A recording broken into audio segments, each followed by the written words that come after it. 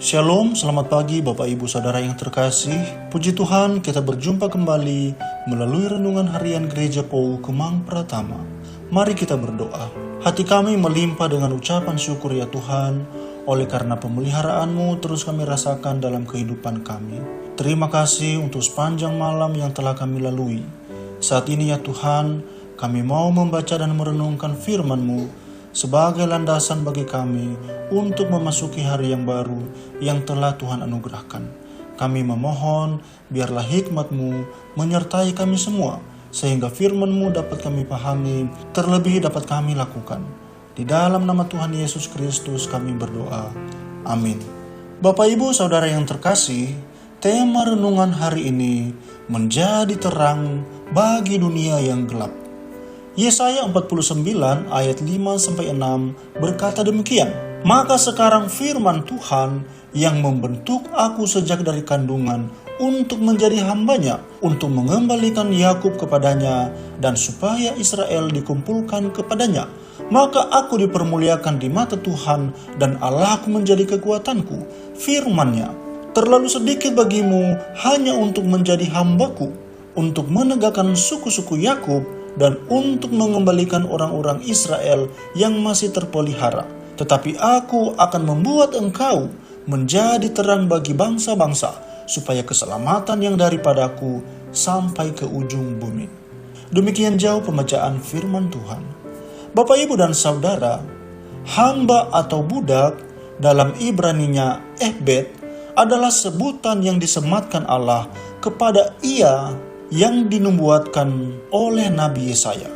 Secara etimologi, kata Ebed berasal dari kata abad yang berarti bekerja atau pekerjaan, sehingga dalam perkembangannya, kata budak ini merujuk kepada orang yang dipekerjakan atau hamba, tetapi juga bisa dipakai dalam bahasa peribadatan untuk menyebut orang-orang yang menyembah kepada Allah. Akan tetapi yang menjadi pertanyaannya adalah, siapakah Ebed yang dimaksudkan itu? Yesaya menggunakan kata hamba untuk menunjukkan kepada seseorang yang diutus Tuhan untuk menyatakan keagungan dan kebesaran Tuhan, seperti yang tertulis di dalam ayat yang ketiga.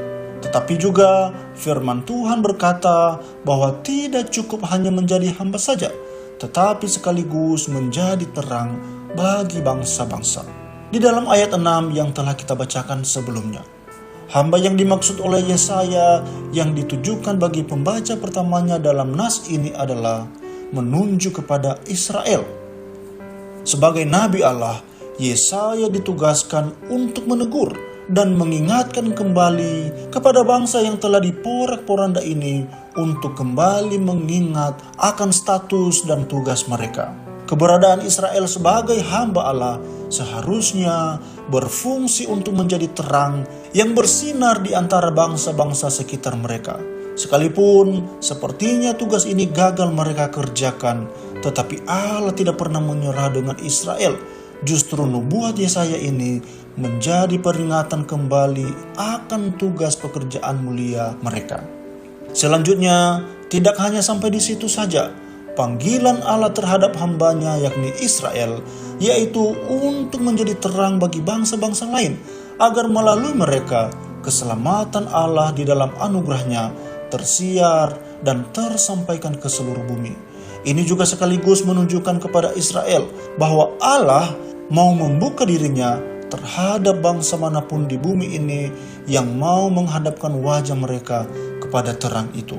Justru Israel dipakai Allah sebagai hamba yang menyalurkan terang Tuhan, agar dunia yang gelap ini melihat cahaya kemuliaan Allah dan keselamatan yang daripadanya.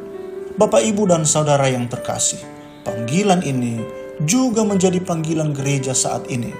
Pertama, gereja merupakan hamba Allah yang sedikit banyak telah gagal mempergunakan kesempatan untuk bersaksi dan melayani bagi Tuhan. Kita gagal menjadi pekerja sekaligus penyembahnya. Akan tetapi Tuhan tidak pernah menyerah dengan kita. Sekalipun kita gagal, Ia memperingati kita supaya bangkit kembali dan tetap menjadi terang yang bercahaya. Kedua, panggilan untuk menyatakan terang bagi seluruh dunia, memperingati gereja yang seringkali eksklusif dan menutup diri. Inilah kegagalan selanjutnya. Tetapi firman Tuhan mengingatkan bahwa terang yang ada pada kita harus kita bawa dan kita sampaikan kepada semua orang.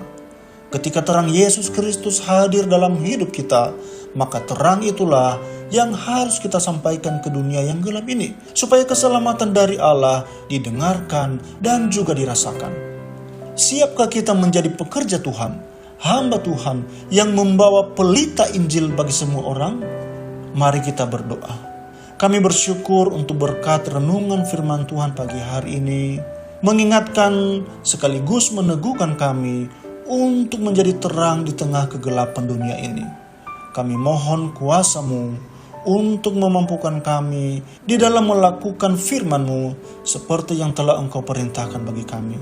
Terkhusus di dalam menjalani hari ini ya Tuhan, biarlah kami bisa menjadi berkat dimanapun kami berada dan menjadi berkat bagi setiap orang yang berjumpa dengan kami.